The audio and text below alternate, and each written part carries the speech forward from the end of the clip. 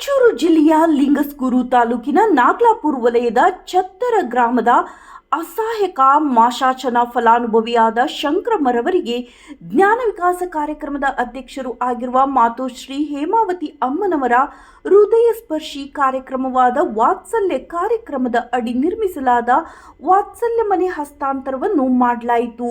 ಮಾನ್ಯ ಪ್ರಾದೇಶಿಕ ನಿರ್ದೇಶಕರು ಚಂದ್ರಶೇಖರ್ ಜೆ ಮನೆ ಹಸ್ತಾಂತರವನ್ನ ಮಾಡಿ ಗ್ರಾಮದಲ್ಲಿ ಇರುವ ತೀರಾ ಅಸಹಾಯಕರನ್ನು ಗುರುತಿಸಿ ಜೀವನ ನಿರ್ವಹಣೆಗೆ ಪ್ರತಿ ತಿಂಗಳು ಮಾಶಾಚನ ನೀಡುವುದರ ಜೊತೆಗೆ ಅವರಿಗೆ 5 ತರಹದ ಪೌಷ್ಟಿಕಾಂಶಗಳ ಧಾನ್ಯಗಳ ಮಿಕ್ಸ್ ಅನ್ನು ತಯಾರಿಸಿ ಪ್ರತಿ ತಿಂಗಳು ಆಹಾರವಾಗಿ ಪೂರೈಸಲಾಗುತ್ತಿದೆ.